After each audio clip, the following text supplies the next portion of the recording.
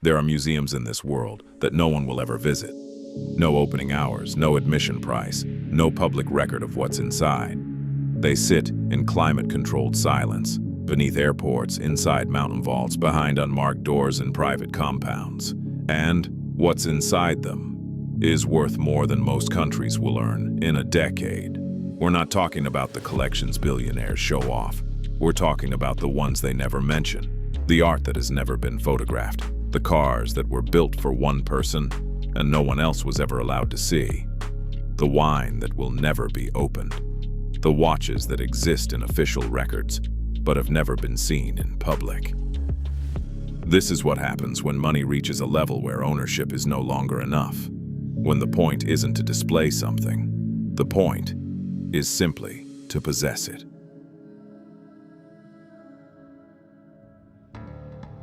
Somewhere beneath the Geneva airport is the most valuable building in the world.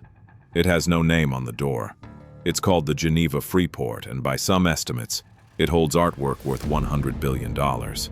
Paintings by Picasso, sculptures by Giacometti, ancient archaeological treasures that haven't moved since the 1970s.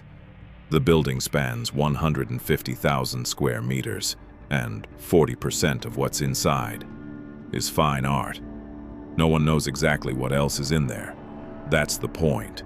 Freeports are a category of storage facility that technically exists outside the customs jurisdiction of any country. Art stored inside has never entered any market. No import duties, no capital gains tax, no public ownership disclosure.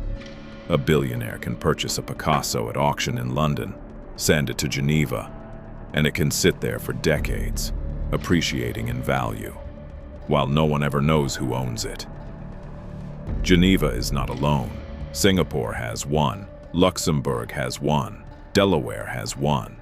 Each operates under the same quiet promise: come in and disappear.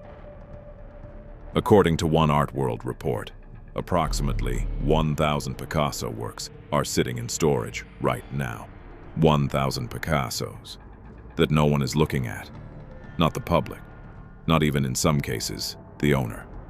There's a phrase that circulates quietly in the art world: the greatest art collection that nobody gets to see. They weren't talking about one Freeport. They meant every vault, every climate-controlled room where art disappears and never comes back. In the small country of Brunei, on the island of Borneo, there is a complex of garages, and inside those garages are approximately 7,000 cars. The Sultan of Brunei, Hassan al-Bolkiah, holds what is widely considered the largest private automobile collection in the world. Estimated value, $5 billion, around 600 Rolls-Royces, around 380 Bentleys, dozens of the rarest Ferraris ever built. But those are the cars people know about. The Sultan didn't just buy rare cars, he commissioned cars that were built to exist only once. 11 Ferrari F40s, most of them modified by Pininfarina, with features Ferrari never offered to anyone else. Air conditioning, electric windows, a tilting steering column, built for a man who wanted comfort inside a race car. A Ferrari Mythos coupe, one of only 3 ever made. Built after the Sultan asked Ferrari to turn a concept car that was never meant for the road into something he could actually own. 4-door Ferrari sedans and Ferrari station wagons, ordered directly from Pininfarina and quietly delivered. Cars that no factory catalog will ever list, because officially they don't exist. Bentley produced vehicles for the Sultan that Bentley itself doesn't acknowledge in its official production history. One model, sometimes referred to as the Buccaneer, is listed in certain collector records, but its technical specifications remain unknown, even to automotive historians. The cars don't get driven. Most of them have barely been moved since they arrived. Some sat outside for years, exposed to tropical heat and monsoon rain, until entire rows of them simply gave in to the climate. If you got behind the wheel of every car from this collection, one per day, It would take you more than 19 years to drive them all. In a cellar in France, there is a collection of over 50,000 bottles. The man who owns it, Michel-Jacques Chasseau, was once offered $57 million for a portion of his collection by a wealthy buyer who wanted to move it into a palace overseas. Chasseau tore up the check.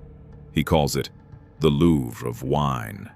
His cellar includes bottles from estates that no longer produce, vintages from years when the vineyards no longer exist, bottles of the 1945 Domaine de la Romanée-Conti, which he purchased decades ago, and which are now among the rarest objects on the planet. Earlier this year, a single bottle of that same vintage, the 1945 Romanée-Conti, sold at auction for $812,500. A single bottle. It was the most expensive bottle of wine ever sold at auction. The value of that wine comes from something very specific. The vineyard that produced it was replanted shortly after. The vines that made the 1945 vintage no longer exist. Every bottle is a closed system, irreplaceable, a moment that cannot be repeated. Chasseau has no intention of opening his. There are collectors in Hong Kong and Singapore and Taipei who have built temperature-controlled private facilities the size of aircraft hangars, just for wine. Not to drink it, not even to admire it, to own something that the rest of the world cannot touch.